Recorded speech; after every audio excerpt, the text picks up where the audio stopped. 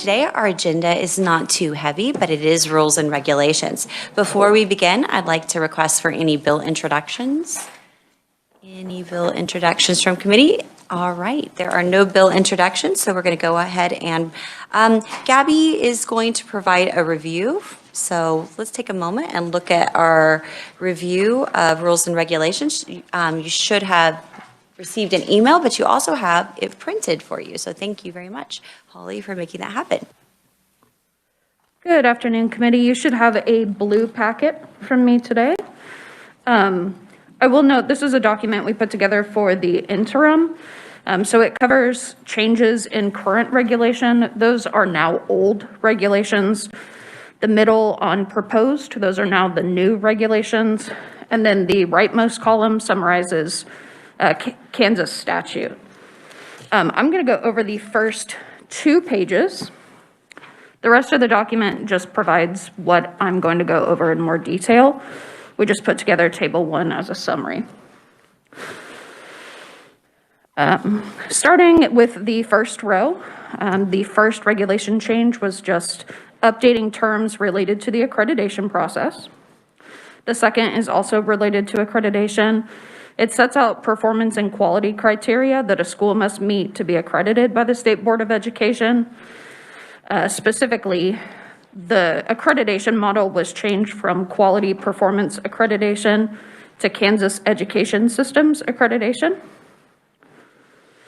The third change outlines data accredited schools must provide to the State Board, and that just requires that they provide any data requested by the State Board of Education. The fourth sets out requirements for governing bodies. And the fifth sets out minimum 21 credit requirements. So in the middle column there, you'll see some more information on how many credits are required for ELA, math, history and government, science, electives, and physical education. Moving on to page 2. The top of the page, the first one, requires outside visitation teams. Just, again, kind of updates some processes and definitions. The second one on that page sets out the process for the recommendation of accreditation status in the appeals process. The third on that page, as updated, outlines 3 accreditation statuses. Those are accredited, conditionally accredited, and unaccredited. The fourth provides that when a school attains accreditation status, a letter and press release will be issued. That was an old requirement. This modification repealed that. The agency felt that it was repetitive and unnecessary. Second from the bottom, the fifth one sets out the sanctions the State Board of Education could apply to conditionally accredited or not accredited schools. And the final one on that page requires each education system participating in the State Board of Education's accreditation system to provide on the homepage, its official website, a link to the Kansas State Department of Education's report card. There's just 2 more on the top of page 3. The first outlines when a school may seek a waiver from accreditation requirements. And the final change, each accredited education system is required to develop and implement written policies for annual child abuse and neglect mandated reporter training for all employees. That is a very quick overview of the changes. I am happy to take questions.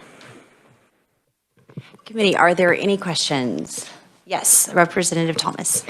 Thank you, Madam Chair. So with regards to accreditation, you're talking about the state board lays out education requirements for accreditation, basically is what you're saying, right? These specific changes, the agency may be better suited to answer some of the more specific accreditation changes. My understanding is most of these changes were to update definitions, but the agency may be better able to get into more detail.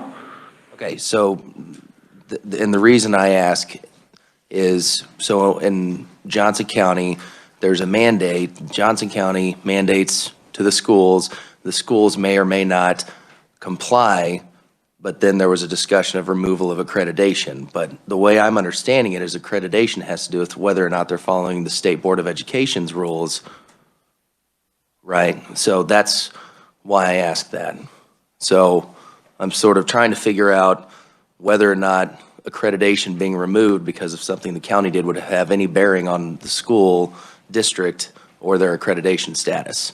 I think we can, let's let our revisor respond to that, because I think I hear what you're asking. You're asking if they fail to follow accreditation, or if they fail to follow state law, or maybe a county health mandate, could they lose accreditation? And if they lose accreditation, then could they lose funding? Is that what you're asking? Yes. Okay. Yes, Madam And Nick can answer that.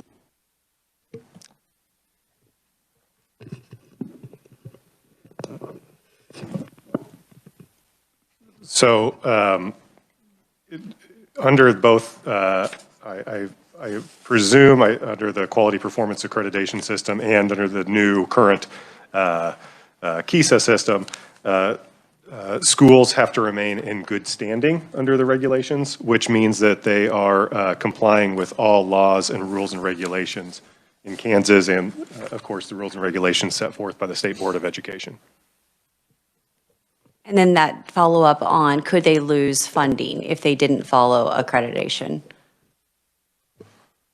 So under the KISA regulations, I remember seeing that the specific regulation states that the state board may make a recommendation to the legislature to withhold funding, but the regulation does not provide for the state board to be able to withhold funding on its own volition. So the legislature is the only entity that could deny or remove funding? I would say that's correct. Okay. Thank you, Madam Chair. Okay, all right. Gabby, anything else you'd like to add? Other questions for Gabby? For those that served in the interim or who watched the interim, we did go over this thoroughly, but just to highlight, we've got the blue pages that show the comparisons and the changes, but then the strikeouts are right here. So if you know that we're looking at a particular KAR regulation, you can find your number and you can find it in one of the blue tables, but you can also see for sure what is changed by looking at the strikeout, by looking for the particular regulation that you want to. My hope is that the legislature is on top of the regulatory changes and understand them so that we can properly make any relevant changes in statute. All right, thank you. Committee, we have Scott Gordon. He's the General Counsel from Kansas State Department of Education. Scott, welcome to our committee. And Scott's going to take a few minutes to go over the and we specifically wanted you to go over the accreditation changes that we found in the rules and regs. So welcome. If I may remove this, thank you. Thank you, Madam Chair, members of the committee, and Representative Thomas. I promise I'm going to answer your question in just a moment. I had a feeling that might come up. If I may, I didn't plan on going through every single change that we made. If I may just highlight some of the questions and concerns that I think came up in January, try to answer some of the questions that came up that maybe Chairman Porter wasn't able to answer.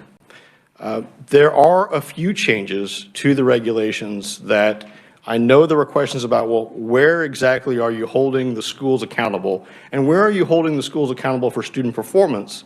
Because there was a concern, I believe, that under QPA, there used to be certain benchmarks or there used to be certain requirements that there was a belief that those requirements have been removed. And I can tell you that's just not true.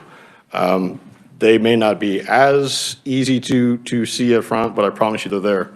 A few things I wanted to point out. Under the original definition under QPA, which keep in mind that was the accreditation system that was created in 2005. There has not been a change to the accreditation system until most recently. The regulations that you're looking at, by the way, under KISA, this has been a process that's been over 5 years.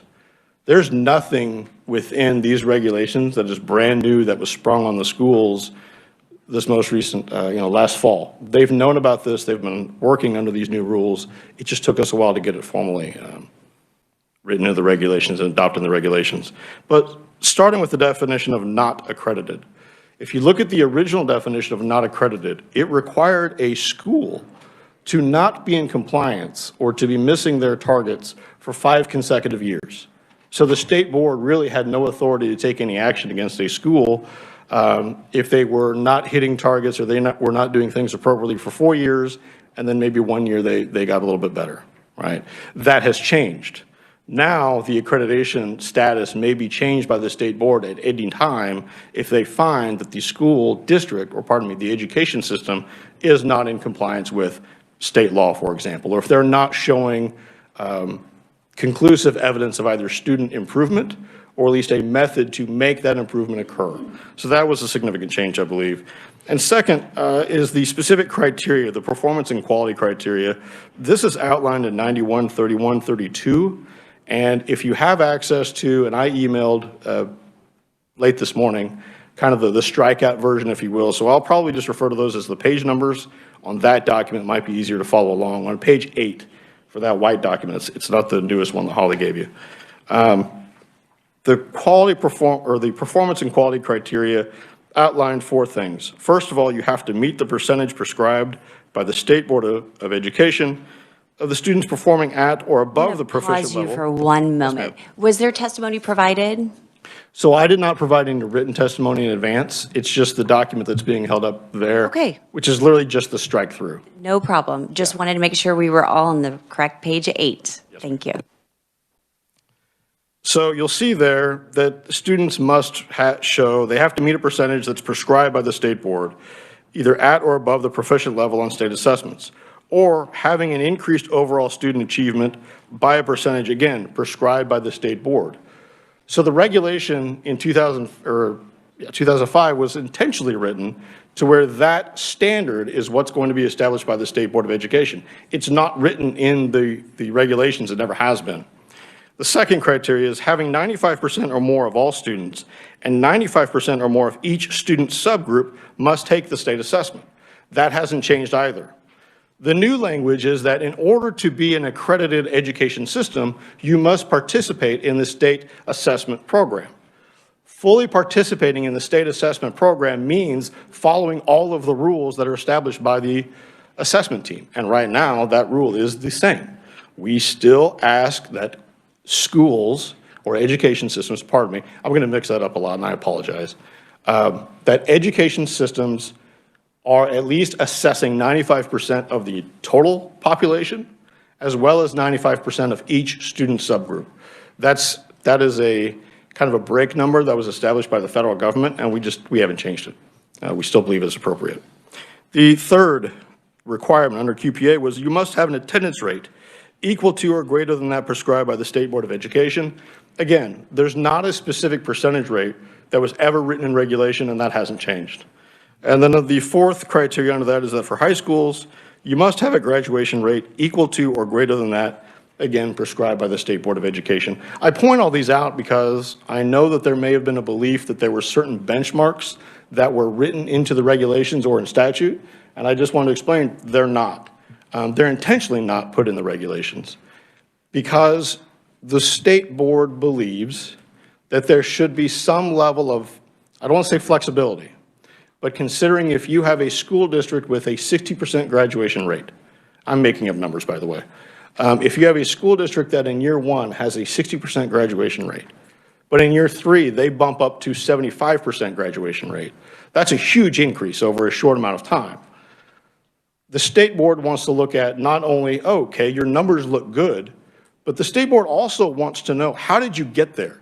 Was this just a fluke that you happen to have a class of not geniuses, but just better performing students? Or was this a natural outcome of the processes that you have in place?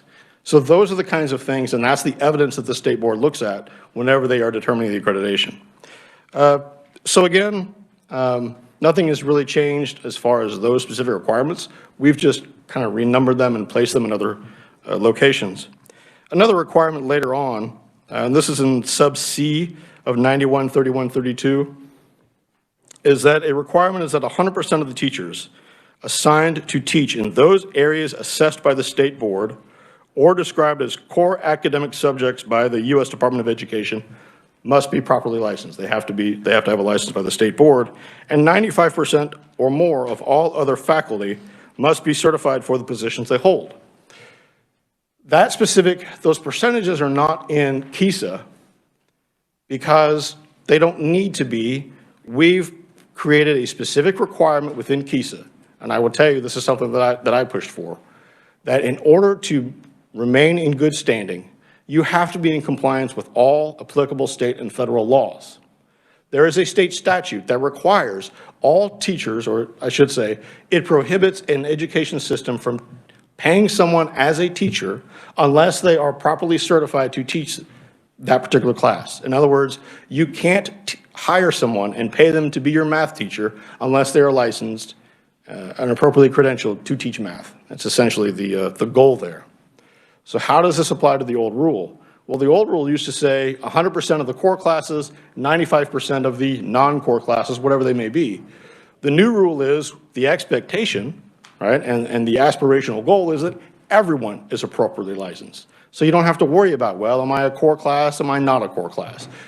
You know, where am I in that 95% scale? You don't have to worry about it. Just hire the licensed teachers, in theory. I understand that that's an aspirational goal, which I know Dr. Miller will talk about quite a bit.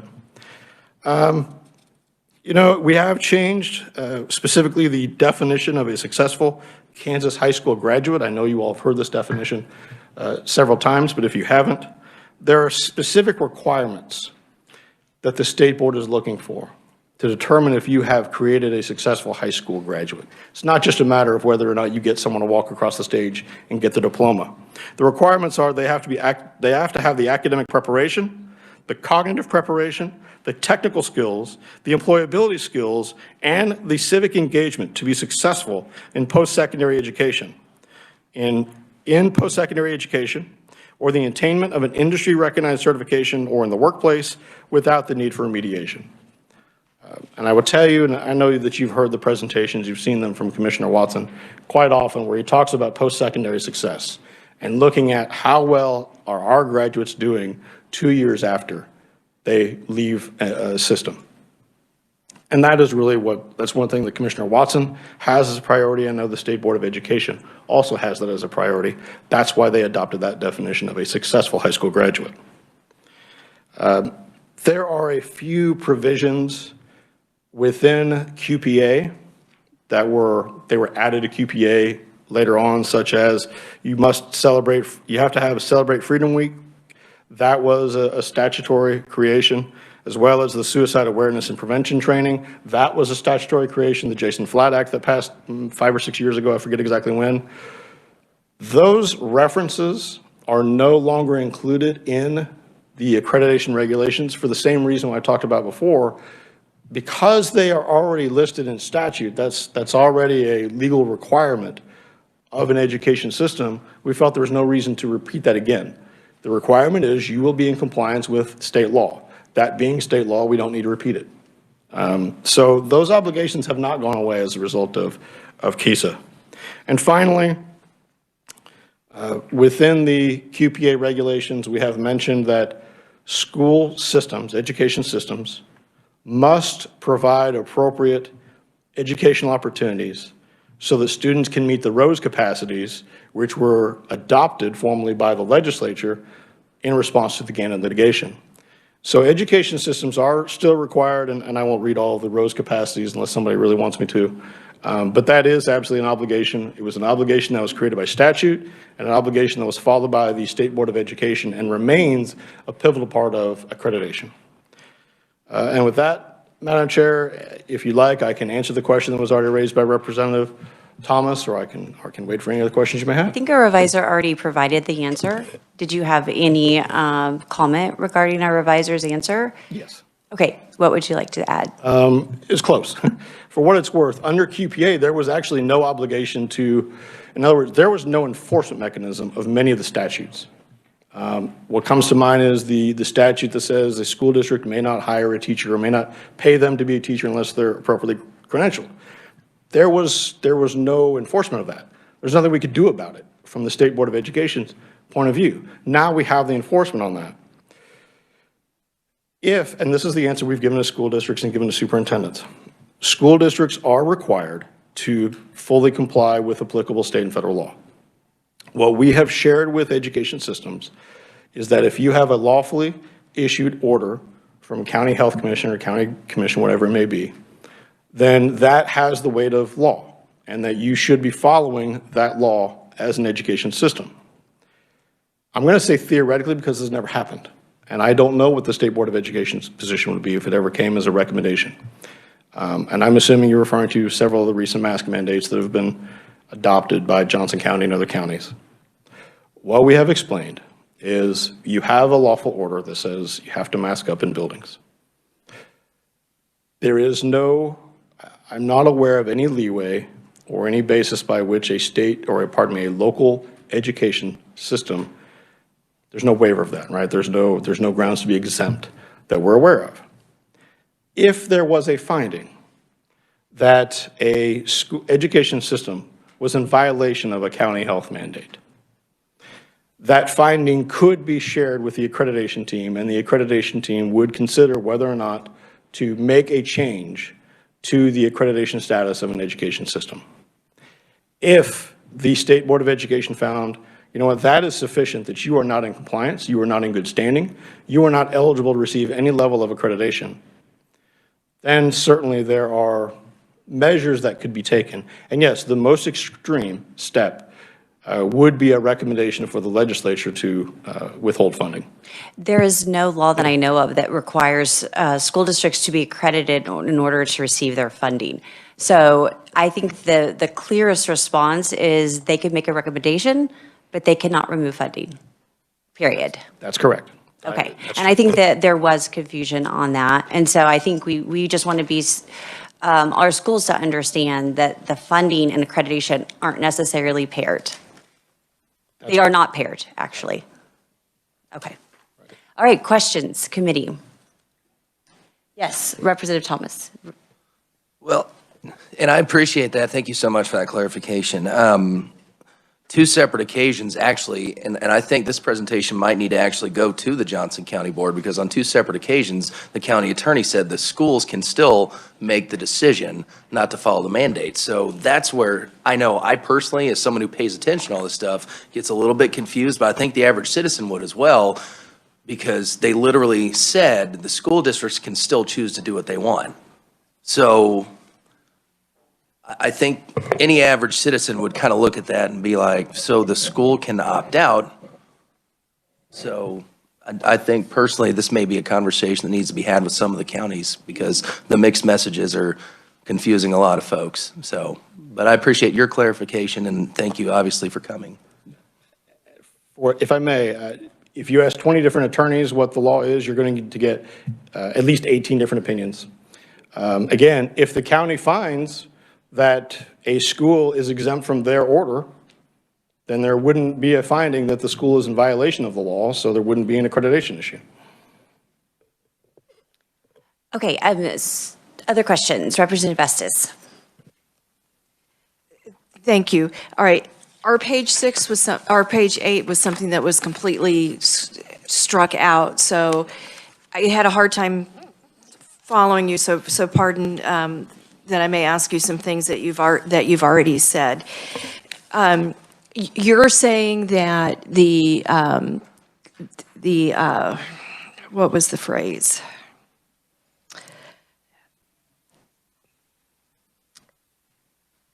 That page 1 talks about minimum performance and quality criteria. You're saying that has not been removed, and those things do involve percentages. Am I understanding you correctly? Okay. That's correct. And you're saying that's still there, it's just moved into a different place? Yes. Okay, and then there's another page, page 6 talks about a rubric. So when I read through this and I listen to your report and I go to the State Department's website, I feel like I'm reading a title of a book, but I don't have enough detail there. I don't know the plot. I don't know who the characters are to feel like I've read that. And so I would like to have a copy of the rubric. I would like to know percentages of what? Are we going on who is proficient, or, what percentage of a school their students are proficient in English language arts and math? And what is the breakdown of what number goes into each category? So basically where the cutoffs are on that. I need clarification on something from last year. No, let me stop. Are you able to deliver those? Can I get those materials? I can work with agency staff and we'll try to get a written response. Okay, thank you. Last year came up in committee discussion. You guys are accrediting an entire district and not building by building? That is a major change between QPA and KISA. We are accrediting at the education system level, that's right. All right. And inside of this system accreditations, because there's the multiple levels of accreditation. There's accreditation with condition and so on. Do all the buildings inside of a school district get the same accreditation? Or do they customize it based on a building and their specific performance? There is not an accreditation rating given at a building level. It is the entire education system gets one accreditation status. Okay, and I have a really hard time with that, because I 259 at Wichita schools are in my district, so I pulled their highest. Northeast Magnet has the highest degree of proficient students, 27% for English language arts and 19.6% for mathematics. The lowest performing proficiency level was West, and the English language arts were 7.9% proficient, and math was 1.6% proficient. So in my mind, as a parent, as somebody who wants us to achieve and deliver well to the schools, I really want to argue for building by building accreditation, because I have a hard time looking at both of those buildings and say both should be accredited or have the same accreditation label on them. Did you guys consider that? What background can you give me into the thought process there? So Representative, I promise I'm not trying to punt on your question. I can answer questions about why the regulations were written the way they were. As far as policy decisions and individual accreditation decisions, fortunately Brad and Michelle are here.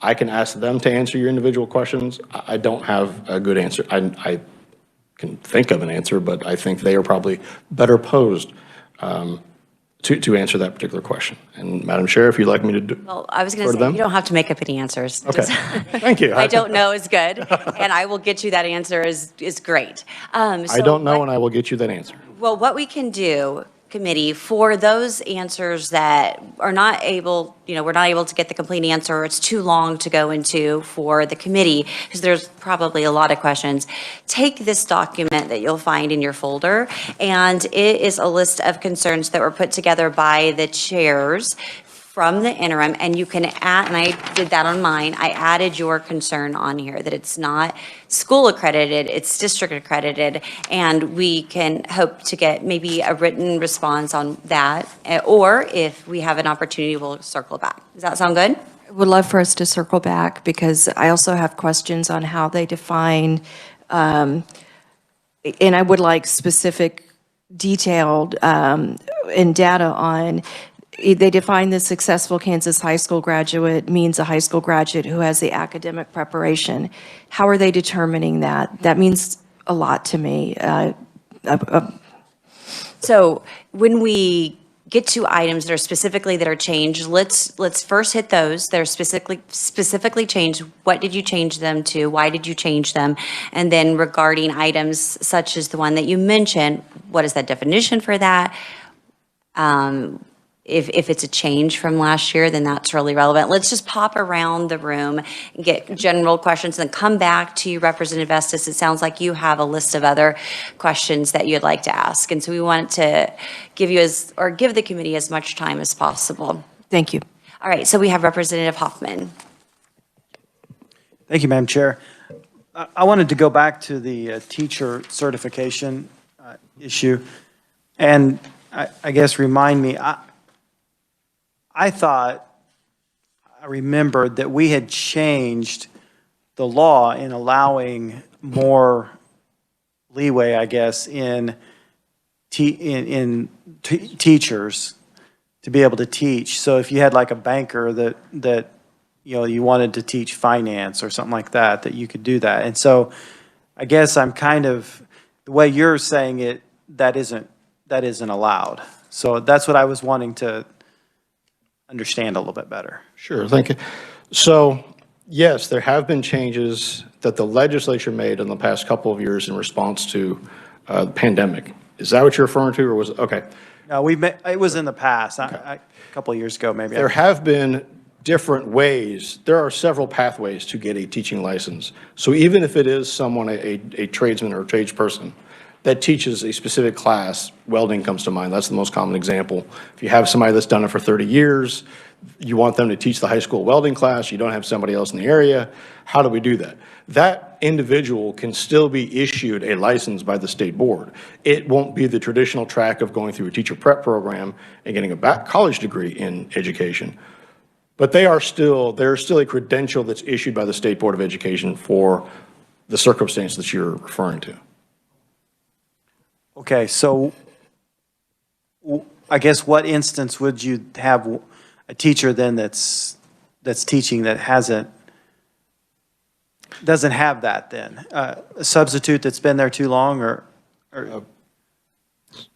Circumstances that come to mind that in the past we've had, maybe an administrator has a family member teach a class because they can't find someone else to fill that class at the time, or they feel like their family member would be better to teach a particular class without actually getting licensed and going through the background check from the Department of Education. That would be an example of someone that's teaching that's not actually certified to teach that class. Or a music class. You have a high school, for example, that has a music program with 6 hours of music every day, but you're in a certain area that you can't find an instructor that is formally licensed. They don't have a bachelor's degree in music, but perhaps you have the choir director or the piano instructor that's been doing it for 20 years from the local church. That individual may be brought on to teach music. Many, many years ago, there was not a path for that individual to be licensed, so technically you would be within that 5% allowance, right, under QPA. Now, going back to the welding example, that individual could receive a license. But that's an example of, we saw that there was a problem or a gap that could be solved, and the state board solved it. Okay, so I think, but that person could be licensed and be legal under law. That's right. Okay, all right. Under a whole other set of regulations that's longer than So this. you're taking the regulation out and just referring to law? I'm not sure I understand. On teacher certification, Right. You're basically removing that part of the regulations that say less than 5%, and you're just referring to law. I'm just referring to we just refer to the statute saying that the person needs to be properly credentialed. That's what I mean. Yeah. Okay. We just removed that limit or allowance from QPA. Just to tack on an example, I know of an example where a teacher is certified not from the state of Kansas, but from another state. She is a special education teacher and is teaching full-time in special education, but she's getting paid half of the salary of a special education teacher. So, I mean, this is not, the teacher's pay is a local issue. Statutes we can certainly touch, but I kind of find it interesting here that we're discussing, we are not allowed, per statute, I understand, we're not allowed to pay teachers, but we are allowing them to be with the kids and do the very same thing. So it seems to be an incredible contradiction, and in this teacher's case, quite sad considering that she is licensed, just not in this state. So that was another example. Sometimes the best policies, guidelines, laws have unintended consequences that are not so helpful. So I just feel like it's a double-edged sword here. Well, we won't pay you, but you can be with our kids. So, all right, next question, Representative Johnson. Thank you, Madam Chair. I'm going to switch real quick to the blue packet that we had. There's a section on page 13 dealing with interscholastic activities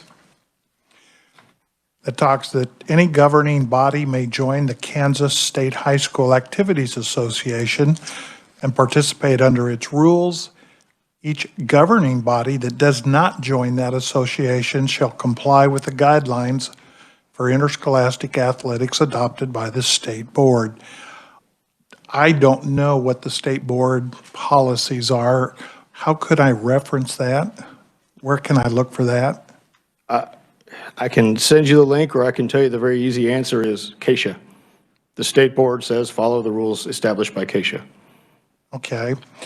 Second part of that then is there will be some, if necessary, legislation this session to deal with some inequities in classifications that KSHA has failed to deal with. And I realize that's not really a board issue. But it appears that it's not going to go away because of private schools' benefits in metropolitan areas to be able to simply recruit athletes. And if KSHA's not going to deal with that, then we need to take it up here. If, you're telling me you adopt their policies, correct? Generally speaking, yes, I believe that's So I'm not stepping on your toes, so to speak, and Representative Johnson, we can. There is actually an introduced bill yesterday that has the KSHA provision in it and a reference to it as well for activities. So you might look for that as it comes back to our committee. There might be something that you could amend or begin a discussion on those topics because the legislative body does have, they can create KSHA laws. KSHA rules and regs, guidelines. Nick can weigh in on that, but generally they put together their policies, but that doesn't prevent us from setting a statute related to KSHA. I wasn't aware of the new one, but I was aware of that. But that clears it up, and I appreciate that very much. Thank you, sir. And I appreciate everything else you've shared with us. Okay, we're not quite finished. Sure. Okay, that's awesome. I'm going to ask a couple questions and I know that we've got some repeat questions, or not repeat, but return back to individuals that have already asked question. So one question is that you say that there's no need to mention anything if it's already in state law. And an item that is listed where in the regulations for accreditation, it lists 8 items that must be included in accreditation. So so those include participate in the Kansas assessment program, but that's already in law. And so you don't have to answer that yet. But the point of me bringing this up is it lists 8 items, including participate, not improve, not be proficient. There's no mention of any criteria. The only word assess is used one time in a list of 8 measurables for accreditation, and that is assessing student social emotional growth. So when we list a concern that the new rules and regulations do not address improvements, and it removes specific performance criteria, it is because we look at the 8 things that are necessary for accreditation. Achievement is not mentioned. We have words such as participate in the state assessment. We have phrases such as number 2, have a method of data collection for kindergarten entry. We have number 3, have in place state board approved individual plans of study. We have number 4, have in place a method of assessing social emotional. So we do assess that, but not academics. Number 5, provide evidence that the foundational structure for each accreditation cycle is in place. So that's a process thing. That's not a student-oriented outcomes thing. 6, offer curricula, which is a state board item. Number 7, offer subject and areas of instructions approved by the state, but not anything related to outcomes of those. And 8, document the existence of various leadership teams. So I think your comments about that the achievement is all throughout, but it's just not visible. Because if you look at this document, everything that is measurable is struck.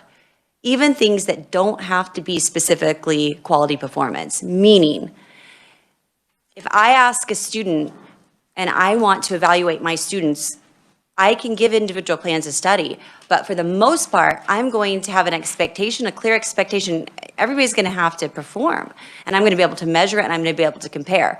But what I'm seeing from this is, number one, no evidence of improvement specifically cited except for the fact that there can be 286 different improvement plans.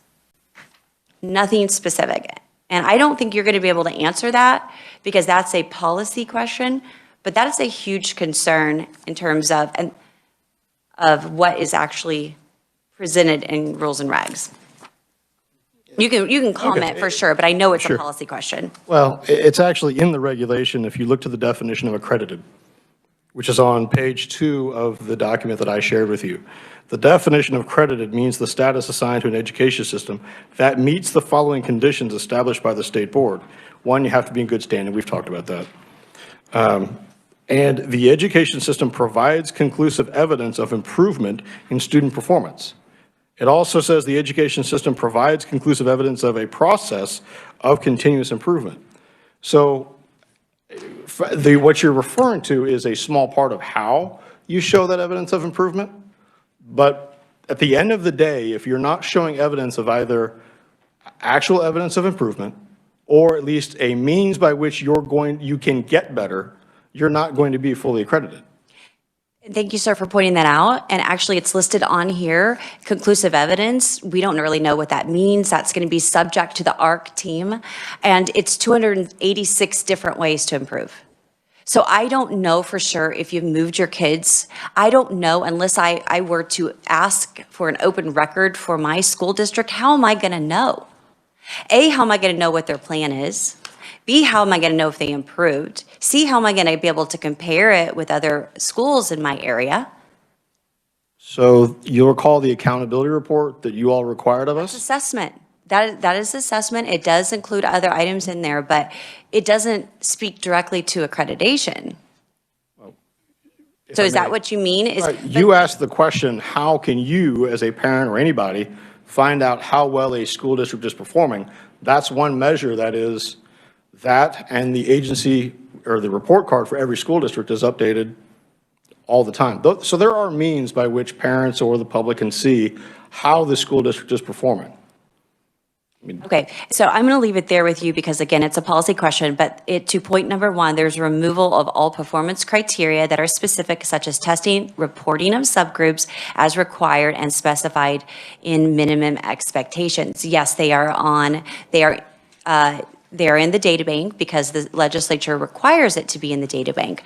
But I guess I'm disappointed that an accreditation process would not include something so fundamental as that. So I will go to Representative Thomas, then back to Representative Estes. And then, committee members, if you have a policy question, we could direct our questions perhaps to Brad. Would that be okay? So you can just make your request of who you're going to direct your question to. Thank you, Madam Chair. I was going back, I was actually curious, do we know how many schools or districts have been decertified over the last decade, 2 decades? That the state board is decertified? No school district has lost their accreditation in the past 10 years. Okay. There have been several education systems in the past 2 or 3 years that have received a conditional accreditation recommendation, and then they are immediately either they are fixing the issues or they are in the process of fixing the issues that were pointed out by the ARC. Okay, all right, I was just curious. Thank you, sir. And Representative Estes. Thank you, Madam Chair. All right, so I had keyed in on page 2 as well, and in the very bottom, it says conclusive evidence means data that is sufficient to the Accreditation Review Council. So that's a little bit what I was referring to earlier. I feel like I'm reading the title of the book, but I don't have details. And the details are important to me because I think we're all trying to do what's best for children, and we need to make sure that we're not misunderstanding each other. So can you please specifically define to me what that data is, where it's coming from, who's measuring it, and so on? Ken, that would be a policy question that I don't, again, comparing the language of the regulations, the answer to that question was never in QPA or any previous regulation either. I understand what you're asking for, and you're right. We don't specifically tell you, well, what exact evidence are we looking for? Because it is somewhat, I don't want to say somewhat subjective, but I don't have a better word off the top of my head, to see how the districts are performing. So my sense from combing the website is that it is a little bit subjective, and if we're all trying to work on student achievement, we need to have non-subjective data that will help guide us, which goes back to my other question about, that graduate. What's the mathematical basis that we're using to say, yes? If I'm a doctor and a child comes to me and they have a fever and I help break the fever, then yes, I hit success. I would really like us to define success so we can mutually work towards that. And looking through reading sheet one, I really had the same, page one, I had the same questions. It's like, well, okay, there's nothing in here that specifies what these terms mean in a mathematical sense, in an empirical sense. It seemed very subjective. And so maybe it's a good time for us to break away from subjective, because I think we're putting more money in, we're all looking at new and better ways to do things. So let's tighten up our measurements, because the measurements it's how we're going to know whether or not what we're doing is working. So I don't know if you want to answer that, or Brad would. The only thing I'll say is I probably misspoke when I said subjective data. I mean, the data is, numbers are numbers. That is objective. Now, how the weight you give to each data point, that would be a different issue, and I think that's probably what you're asking about and what you're concerned about. And so to me, it seems subjective because I don't have what you have. And I tried to find it all over the website today and could not find it. So I really would like I want a huge novel. I'd like a series in my analogy. Brad's ready to go. Yes, he is jumping and ready to go. Waiting for someone to throw something Brad, back when in you my come up here, I just pulled it up, and I do see the whole rubric, or the table that has items that are on accreditation, like social emotional growth, kindergarten and readiness, individual plan of study, all the things the 5 key things. And I do see a couple of them starred, so I can look at the school district and see that they are a silver and a bronze level. None of the others are marked. Am I assuming that the 8 items that are listed in the accreditation rules and regs that they must have for accreditation will be added so that I can see how my school's doing on those? Yes, those will be added. We're just in the process, and I'm surprised they're not updated, but they should be this month. The problem is data comes in cyclical. We may have state assessment data in May at the end of the year, but the graduates graduate, but they have through the summer to complete. So data is coming up constantly, but we should have all the other, now, if there aren't stars, that means they just didn't earn them. So it could be that if you're not seeing something, it's just they didn't earn it. Going back, I think what might help is we can share with you all the data that the ARC looks at. Because when a system, and we can talk, we can spend half a day when you guys are ready for this. I can spend half a day with you. The reason we went from accrediting buildings to accrediting systems is we accredited buildings for decades, but still had low-performing schools in districts with high-performing schools. So looking at all the research, we now hold the school district accountable for every building. You can't just, as a district, you may be on surface doing well, but if you got buildings that aren't, we're going to hold you accountable to that. And that's the big difference of holding districts accountable, It's just like holding a teacher accountable for every student. So that, but we can get a lot, I can share with you all the research as why we went into that. I can share with you what we look at. So every system that comes through, we look at subgroups. Do you have a high percentage of African American students being expelled over others? What is your academic performance of subgroups? What is your chronic absenteeism? We can get to you all of that. It's like when banks get audited. I don't know everything that my bank goes through to get audited. I just know that my money it's there, it's whatever, but we can share with you what the ARC goes through, not only data. We have one system that has fairly decent data, but they have no process in place on how they're going to address some certain subgroups. They were conditionally accredited, even though by all appearance their data didn't look that bad. We have some that were lower performing, but they have great plans in place, how they're addressing what they have done. So it's that balance between the two, but we would be happy to share with you specifically what that ARC, you're not going to see it because, I mean, but it's all out there, but we condense it into one report and the ARC looks at that, but we'd be happy to share that with you. So when a parent is selecting where they want to live, and how do they know how that individual school they're looking at is that it wouldn't normally meet the, well, let me back it up because I don't want to make assumptions here. What is 259's accreditation status under KISA right now? Right now, they're accredited because they haven't gone through, I don't know what year, are they coming through this year or next year? They have already gone through. Oh, they have gone? So they are accredited. Are they accredited with condition or with improvement, flat out accredited? Accredited?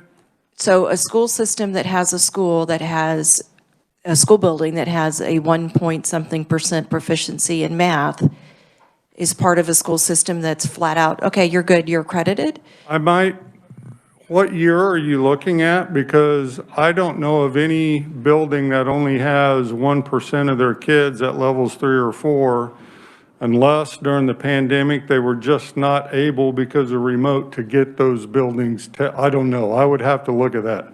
But I'm not aware of any building that has that few of students that are at levels 3 or 4, but I'd be happy to look at that. Unless it was during the pandemic and they were remote and you can't assess remote. So I need to look at that. Representative Estep, I think if there is a specific item, definitely email Brad and he can help out. I'd be happy to follow up on that. I am going to go ahead and cut the discussion off of this item here. If there are any particular points of concern or question that you wanted to add to this document, I would probably send it over to the State Board of Education to look at those items that were specifically cited as concerns. So if you have any items that you want to add on there, they are not representative of an entire committee. They are not passed. They are individual items that have been brought up as concerns. So with that, we're going to go on to the next item, and we want to have a substitute teacher shortage review. And then I'll take a moment to address what's in your folder regarding remote learning and legislative response in managing school closures. Thank you. Good afternoon, Chair Williams, members of the committee. My name is Michelle Miller. I'm the Director of Teacher Licensure and Accreditation for the State Department of Education, and I'm pleased to be able to bring you this important conversation relative to substitutes in our state and educator vacancy data in general. If I may just give you a bit of history, I believe you should have slide handouts in front of you. On page 3, you can see what might appear to be a little bit of a confusing slide, but it gives you a chance to look at what we do in regard to this topic.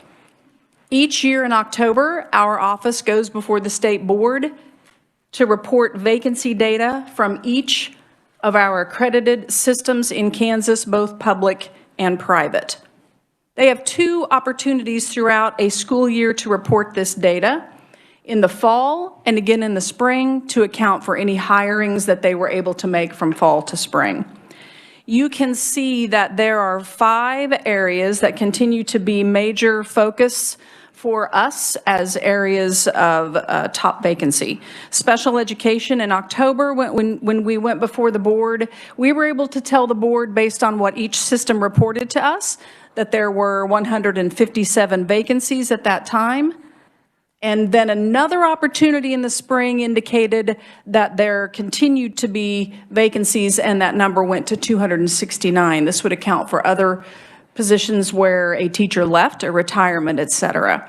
So I just want to make clear that that's what that chart indicates to you. And overall, in the fall, October of '21, we indicated that there were 1,253 vacancies in Kansas. I also included, and you can see an asterisk at the bottom, I think this is an interesting piece of data to indicate that in school year 2013-2014, we had 44,152 total educators reported, and in this past school year, a lower number of 43,497. That indicates that they are either not able to fill positions or that they have just at the system level said, we can't find it, we're going to stop looking. Can I stop and ask you? You may. I mean, FTE educators, are those certified teachers? Appropriately licensed teachers, yeah, these are licensed teachers, and I love that previous conversation. Administrators or anything else? All educators, I'm sorry, it would be all of our educators and administrators, specialists, et cetera. It does not account for paraprofessionals. These are licensed by our office. All right, thank you. You bet. I also included a slide to indicate by board district.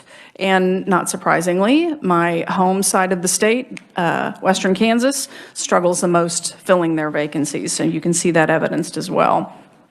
So then I want to talk just a little bit to you about the substitute data. First, let me report to you the number of sublicenses we have had historically available. In the school year 2019-2020, we had 12,312 active sublicenses in Kansas. In school year 2021, 12,634, you note an increase.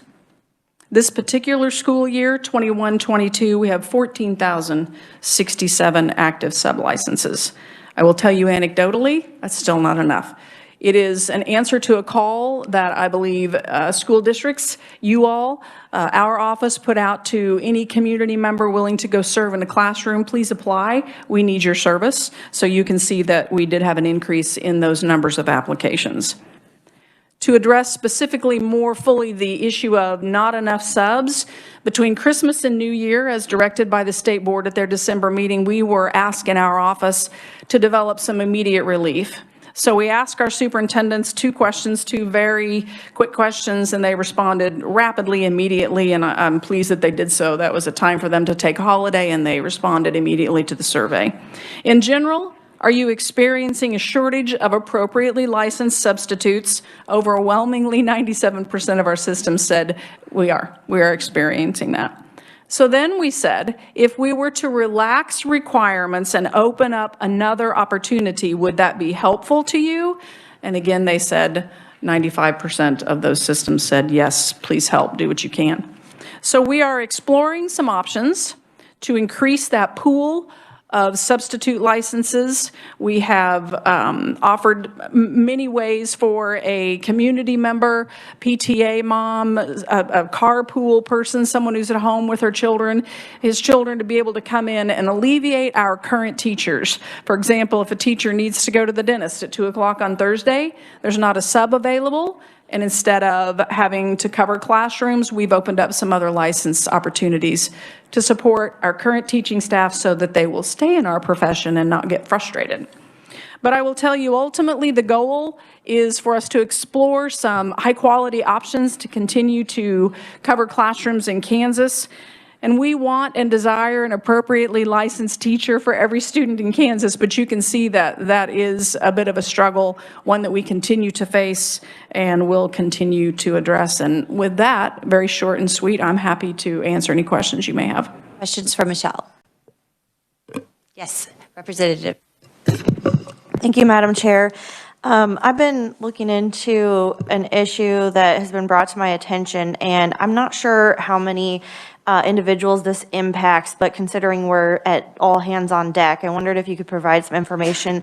My understanding is that as teachers retire, and it depends on if they're 52 or 62 years old, that they have to wait either a year or 6 months in order to work in their home school district from which they retired. And so I'm wondering, is there some relief that we could offer? Is this statutory? Is this regulation that we could try to make it so that those teachers, especially the ones at 52, because I understand the year at 62, they usually retire in the summer, and it's not going to be able to provide immediate help now, probably.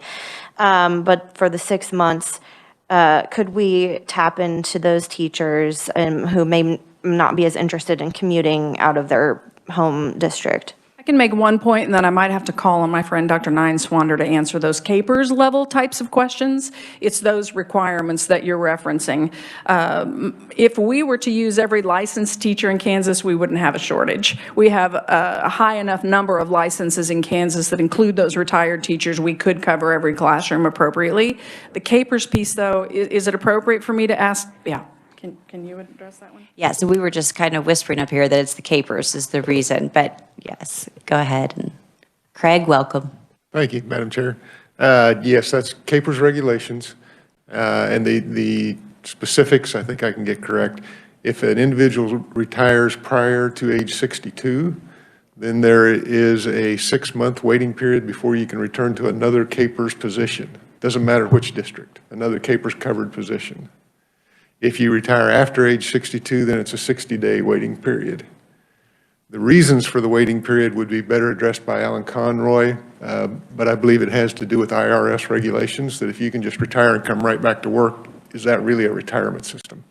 And you run into problems there. Representative Hoy, do you have any more questions for Michelle or? I'm going to think on this because I didn't realize that it was any position. One time, I'm sorry to interrupt. Yeah. At one time, it was just coming back to your own district, but now it applies any CAPERS covered position. Is it worth looking into this? Is there anything that we could do, or is that? I would say it would be beyond the breadth of this committee because you're going into a CAPERS policy. And so a good person for you to talk to would be Representative Johnson. He is our expert on CAPERS, and there's all kinds of dominoes that fall when you move a piece. All right, thank you. Other questions, committee? Oh, yes, Representative Johnson. Thank you, Madam Chair. First, I want to commend the licensing department. My renewal for my teacher's license this year was absolutely painless. They've modified some of their programs. That was so awesome. So I'm good to go for another 5 years. I substituted this last semester, but I did it in private schools because I found public schools early in the fall weren't willing to accommodate me at that time. And I simply told them, you know, some of your requirements, you're asking me for medical issues.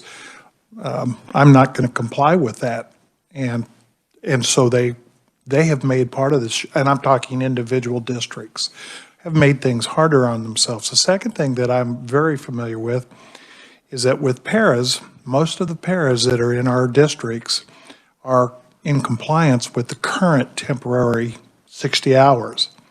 Yet most school districts, and that includes the ones that I represent, did not want their paras to apply and get a temporary license for pay reasons. They wanted to continue to pay them as paras, and were not willing to help cover the cost of that temporary license. In my personal experiences, I have had wonderful paras. Many of them know the children, and they're there already and would be the perfect substitutes. If the school districts were reluctant, and I guess I would encourage the board to look at that, encouraging that paras be given these temporary licenses, because it worked very well in sports, because you have these coaches that aren't in the building, they get the temporary license, and then they could travel and accompany sports teams without us having to pay, get people. But any comments on those issues? Yes, so thank you so much for your comments on the license process.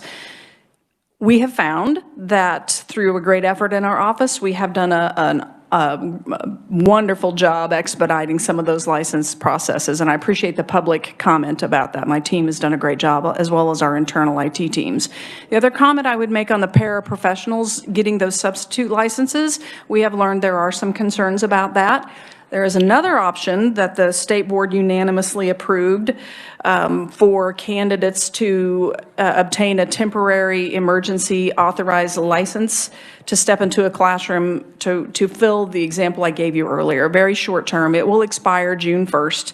Any candidate with a high school diploma that USD 210, for example, verifies that they will use and take charge of can fulfill classrooms in that particular district. That license opportunity is not transferable to multiple districts. It has to be owned by a district, if you will.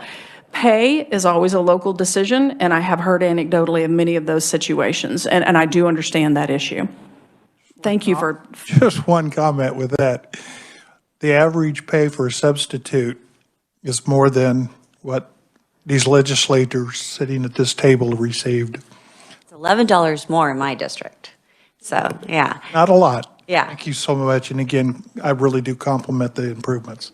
Thank you for your service. I do have a couple of questions. So paras don't require any licensure or certification, anything like that. They do not. But they are with the children all the time, all day. And then we have a substitute that may come in for a half a day or a full day. And my question around that are, does that seem like that's complementary? And go ahead and then Yes, ma'am. No, they are required to pass a parapro assessment, which is a sort of a base level assessment. You bring up a really good point that we're talking about too, is how to more fully prepare any substitute, whether they're the 60-hour or any of these other options we have laid out as well. And we are actively pursuing some training opportunities for those substitutes that I think will help on the para side as well, that locally you could choose to use those modules, use those training pieces to be more supportive to the classroom and to that educator in absence situations. And from my limited experience teaching in the public school and from what I've observed from other friends that are teachers or my own children that were in the system, the substitute teachers really aren't there to teach. They're there to make sure that the students are where they need to be, that they're safe, that they are doing what they're supposed to be doing. But rarely, unless it's a long-term sub, are you going to find someone with the same type of background that they're going to be able to actually answer the algebra question. They're actually going to be able to teach the music, actually teach the band, unless you're very lucky and you have. So in that sense, I need to ask the question, why are we requiring 60 hours in the first place, if that's true? I've asked the same question, and again, this has opened up that conversation to be able to revisit that and think about ways that we might be able to help those candidates do better and to create a pathway that could, although you are right, not do this in a long-term opportunity, but at least be able to assist in a fashion that's more supportive to students in the classroom. I inherited that 60-hour when I took this position, so there might perhaps be someone at the agency that could speak to why that was put in that way. It just, I think people felt 2 years of college was a good entry point. I would argue that some are just, in any profession, some are better than others. But I do believe there are things the state board has asked us and that we will implement that will make this a better opportunity in the future. And absolutely, I understand that that's a state board issue. Definitely don't want to direct it. It was just an opinion on that. But the last thing is the volunteer. We don't have any statutory requirement that volunteers can't be allowed to substitute an entire day. You mentioned an instance where a parent or a volunteer might come in for a couple hours, but in theory, they could volunteer the entire day as a substitute if they had, or if they met the basic criteria. Is that correct? I mean, there's no or Nick, you could answer, there's no statutory reason. It would be a local reason they might not. That is correct, they can. They can. Yeah. So volunteers can substitute and not get paid. And for example, somebody that's retired could volunteer. So, okay. Any other questions, committee? Yes, Representative Byers. Thank you, Madam Chair. My question is that with the superintendent survey, was there or is there going to be a correlative survey through teachers to find out what they think of when we start looking at substitutes? As a retired band director, I can tell you that when I retired, the fact that I didn't go into the sub pool really upset a whole lot of music teachers in Wichita schools, because I am one of those people who would come in and teach when I was in the room. But just so what teachers are involved with this, what do they say when they think about sub expectations? Just today, we had this conversation about how can we tap into our current teachers to ask them these questions. More fully, I would like a broader conversation with them about why do you stay, why would you go, those kinds of things. I think we are at the place, this issue of vacancy has been on our radar since for the last 5 to 10 years. So I believe that teaching population have those answers for us, and we need to figure out a way to survey them to find out and to ask those questions. Why do you stay? Why do you go? What would be a high quality substitute to cover when you're away?